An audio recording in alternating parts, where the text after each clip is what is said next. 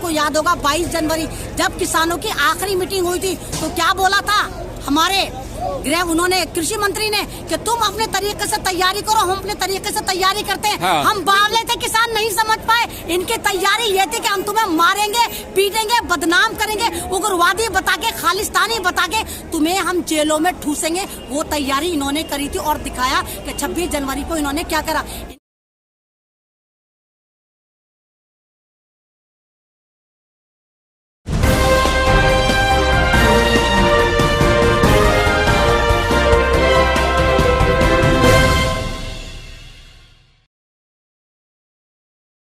मेरे साथ है सोशल एक्टिविस्ट एमान रिजवी, जो आज यहाँ गाजीपुर बॉर्डर पे उन्हीं से बात करेंगे कल के मसले पे। कल जो यहाँ पे नरसंहार वाली स्थिति पैदा हुई थी।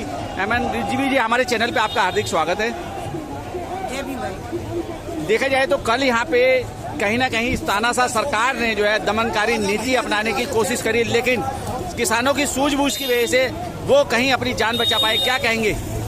ये सरकार तो लगातार किसानों के पीछे बैठी हुई है। हाँ। उनके पीछे लगी हुई है, उनके साथ घुसपैठ करना चाहती है। हाँ। और रात भी आपने जिस तरह देखा कि किस तरह किसानों की सद्बुद्धि काम आई, उन्होंने कितना जबरदस्त तरीके से रोका।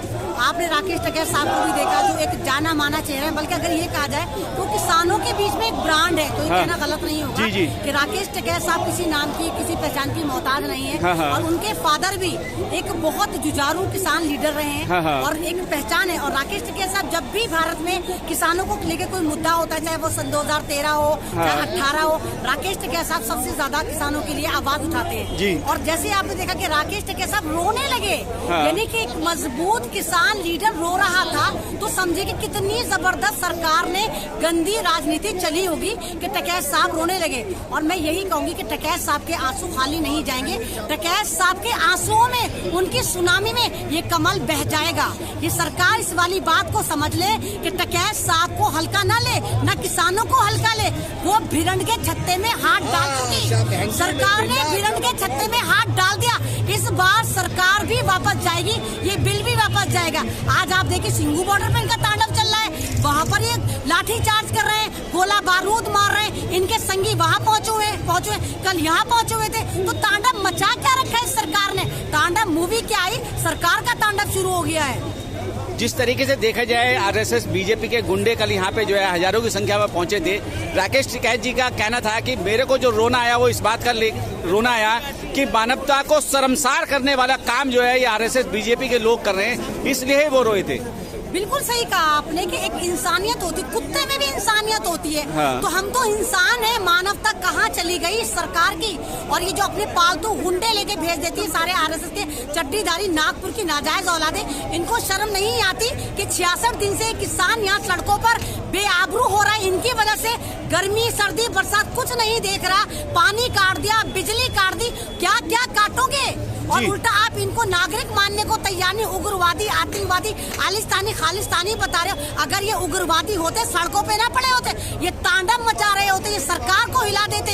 ये तो नरेंद्र टिकैत साहब की बड़कपन है कि सरकार को कटहरे में नहीं ला रहे और फिर भी कह रहे कि हम इसी तरह सड़कों पर डटे रहेंगे। पानी नहीं देते, मत दो, गाँवों से पानी आएगा, बिजली भी वहीं से आएगी। किसान बिजली का आदी नहीं है, उसके बच्चे आज भी चिरागों में पड़ते हैं। तो टिकैत साहब का कहना भी सही था, लाइट काट लो, लेकिन मानवता से तार जोड़कर रखो, जो बीजेपी सरकार ने काट दिए।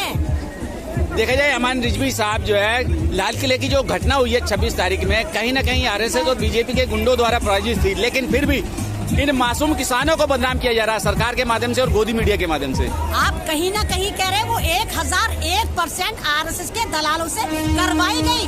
दीप सिद्धू कौन था? मोदी जी का लंगोटिया यार। पीएमओ में हम नहीं बैठे थे, टिकैत साहब चाय नहीं पी रहे थे, दीप सिद्धू पी रहा था।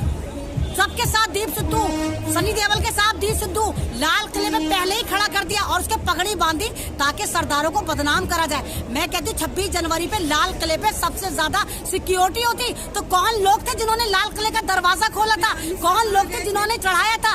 और दूसरी बात, किसान मासूम है, मजलूम था, उसको दिल्ली का रोड मैप नहीं पता था। जब दिल्ली आने की परमिशन किसान को मिल चुकी थी तो क्यों दिल्ली पुलिस आगे नहीं थी, बीच में नहीं थी, पीछे नहीं थी? रोड मैप कहाँ चला गया और किसानों को रोका गया?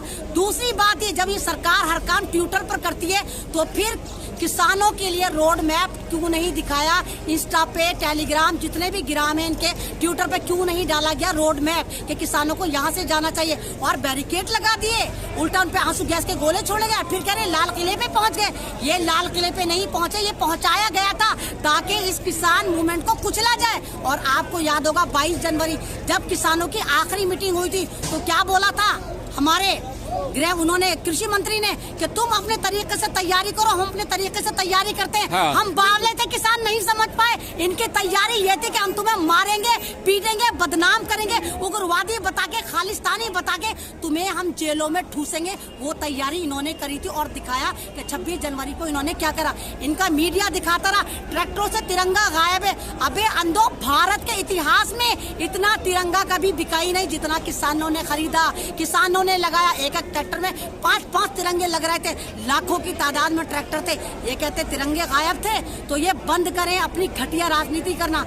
बिल वापस नहीं लेते मत लो। किसान सड़कों पर है और रहेगा, उसे कोई परवाह नहीं, क्योंकि वो पीछे नहीं जाएगा। वो मरने के लिए बैठा, लेकिन भारत को भी बचाएगा, भारत के किसान को भी बचाएगा, भारत की जन्मभूमि को भी बचाएगा और भारत की रोटी को भी बचाएगा। क्योंकि रोटी भगवान नहीं होती मोदी जी, रोटी रोटी होती है। ऐमान रिजवी जी, देखा जाए तो कहीं ना कहीं गोदी मीडिया जो है उन फुटेजों को दिखा रही है जहां किसानों ने उत्पात मचाया, लेकिन उन फुटेजों को दुबका के रख रही है जहां किसानों पर लाठीचार्ज किया गया, आंसू गैस के गोले छोड़े गए, उनके साथ में अमान्य व्यवहार किया गया। क्या सरकार और गृह मंत्री इस बात को पहले से ही प्लान करके चले थे? पहली बात तो मैं आपसे कहूंगी, किसानों ने कोई उत्पाद मचाया ही नहीं। हाँ। वो जो उत्पाद मचाया वो इनके फर्जी किसान थे, आरएसएस वाले थे। 80 से लेकर 90 तक ट्रैक्टर संघियों को दे दिए गए थे कि जाओ तुम घुस जाओ और उत्पाद मचाओ। किसान ने उत्पाद नहीं मचाया। किसान अगर उत्पाद मचाता ना तो पागल नहीं है, 65 दिन से इतनी सड़ी हुई सर्दी में यहाँ बैठा है। उसको उत्पाद मचाना हो, दिल्ली दूर नहीं है, वो यहीं से तांडव मचा सकता है। लाखों की तादाद में किसान है, 1-2 नहीं है। तो ये बंद करें अपनी घटिया पॉलिटिक्स से। किसान ने ये करा, किसान ने नहीं करा, ये सारे के सारे नागपुर के चौबारे वालों ने करा, जाफरानी गुंडों ने करा। मेरे भारत के अन्नदाता ने नहीं करा। मेरा भारत का अन्नदाता तो जानता ही नहीं कि उग्रवादी आतंकवादी होता क्या है। वो सिर्फ एक ही चीज जानता है कि भारत की धरती से कितनी मोहब्बत और किस तरह करी जाती है और यहाँ से किस तरह अनाज गल्ला उगाया जाता है। किसान इसके अलावा तीसरी बात जानता ही नहीं। जिस तरीके से लाल किले की घटना हुई, हमेशा जितने भी किले होते हैं एक ही गेट होता है, ऐसा नहीं होता कि उसमें 36 गेट होते हैं कोठियों की तरह। और वहाँ देखा जाए तो एक परिंदा भी पर नहीं मार सकता बिना सिक्योरिटी के जो है, लेकिन फिर भी वहाँ आरएसएस के लोग और बीजेपी के लोग बड़े आराम से इत्मीनान से घुस जाते हैं। क्या आपको नहीं लगता कि गृह मंत्रालय के भी आदेश हो सकते हैं ऐसे? गृह मंत्रालय का आदेश ही था, ये पहले ही से ही खड़े थे, प्री प्लान था, कोऑर्डिनेट था कि उस दंगे की आड़ में लाल किले को टैग करके तमाम किसानों को रोन देंगे, गोलियों से भून देंगे। आईटीओ पे नहीं देखा गोली से मारा, कह रहे ट्रैक्टर से गिर गया। फुटेज निकालो, फुटेज निकाल के दिखाओ ना कि गोली लगी तो उसके सर पे, मैंने खुद देखा था गोली लगी थी। मैं खुद फ्लाईओवर पर खड़ी थी, जबरदस्त तरीके से टीयर शेल इन्होंने पुलिस वालों ने छोड़ रखी थी। गोली से मारा, कह रहे ट्रैक्टर से गिर के मर गया, ट्रैक्टर से गिर के मारा, सिर्फ यहीं पे चोट लगी, पूरी बॉडी उसकी सही थी। तो फुटेज क्यों नहीं दिखाते? ये सिर्फ वो फुटेज दिखाते हैं जहाँ इनको दिखानी होती है। इनका मीडिया इनके फेवर में वो चिल्लम चिल्ली मचा रहा है। आपने देखा ना अंजना ओम कश्यप मोदी, इतना जबरदस्त उसका गणित कहती है 15 में 45 जोड़ो 85 पुलिस वाले जख्मी। हाँ। अबे कौन से वाले स्कूल से तू पढ़ी हुई है जाहिल औरत? तो ये सारे के सारे जाहिल। तुमसे अच्छा तो मैं मेरे किसानों का, जिनको तुम जाहिल कहते हो, उग्रवादी आतंकवादी कहते हो, तो ये सारे के सारे इस वक्त तांडव मचा रहे सारे भगवा आतंकवादी हैं जो भारत को फिर गुलाम बनाना चाहते हैं। लेकिन मेरे भारत का अन्नदाता ऐसा होने नहीं देगा। ऐमान रिजवी जी, एक बहुत बड़ा महत्वपूर्ण सवाल है, सोचने वाली बात है। जिस सरकार ने जिस प्रॉपर्टी को गिरवी रख दिया, लीज पे दे दिया, वो उस पर हक जता रही है लाल किला।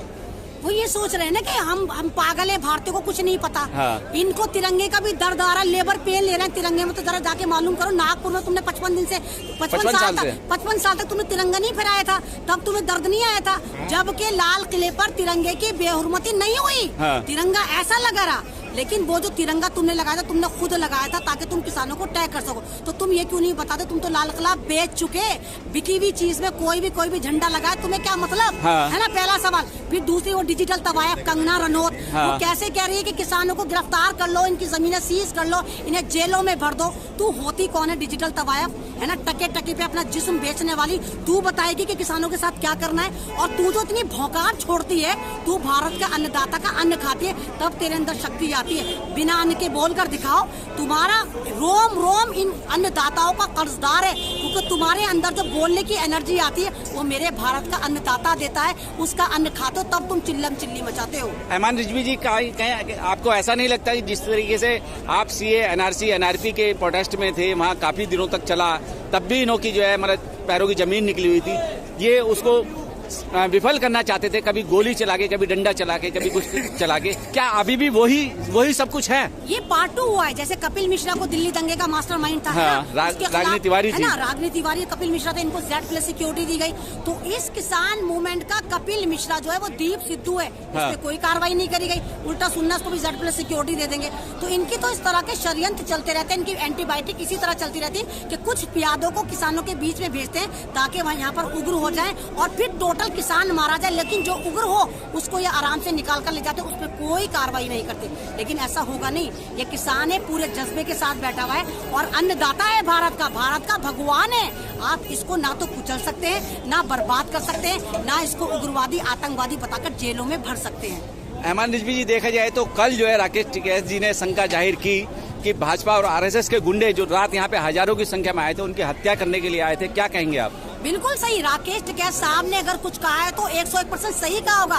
वो पुराने बासमती चावल है, वो नए नए किसान नहीं है। पुराने बासमती चावल है, उनको पता है कि क्या हो सकता है, क्या नहीं होना चाहिए। एक सीनियर लीडर है और किसानों के लिए एक ब्रांड है।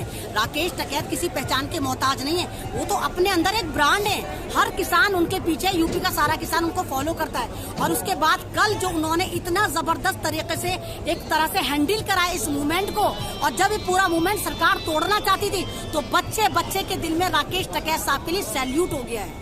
सब सैल्यूट करते और लोग दौड़ रहे हैं। जो भारतीय नहीं आ पा रहे थे, जो किसान नहीं आ पा रहा था, सब गाजीपुर की तरफ भाग रहे हैं कि टिकैत साहब ने बुलाया है, उनके आंसुओं ने बुलाया है, किसान के आंसू ने बुलाया है। लेकिन अभी भी योगी सरकार कुछ जिलों में अभी भी बैरिकेड लगा के किसानों को रोकने का काम कर रही है। क्या कहेंगे इस योगी के लिए?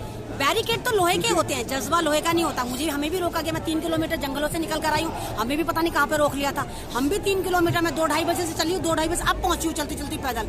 तो जज्बों से जंगें जीती जाती है, बैरिकेड से नहीं जीती जाती, तलवारों से नहीं जीती जाती। जज्बा होता है, जब मौत का खौफ खत्म कर देते हैं, इनकलाब जब आता है। और ये तमाम अन्नदाता मौत का खौफ खत्म करके यहाँ बैठा है। अच्छा, संघीय सरकार के लिए क्या कहेंगे? आरएसएस की और संघीय सरकार जो बैठी है केंद्र सरकार में, जिसकी आंखें बंद हैं, कान बंद हैं, क्या कैसे के पास तक आवाज जाए? इनका तो यही इलाज है। जिस तरह अंग्रेजों को उखाड़ फेंका था, थोड़ा टाइम लग गया था, तो ये फिर वापस जाएंगे। संघियों, तुम्हें भी ऐसे ही उखाड़ के फेंका जाएगा। और अब के मुझे पूरी गारंटी कि इस बार हमारी सरकार किसानों की बननी चाहिए, किसानों के हाथ में आनी चाहिए। वो बताएंगे कि भारत किस तरह चल रहा है। चलिए, ठीक है, बहुत बहुत धन्यवाद आपका।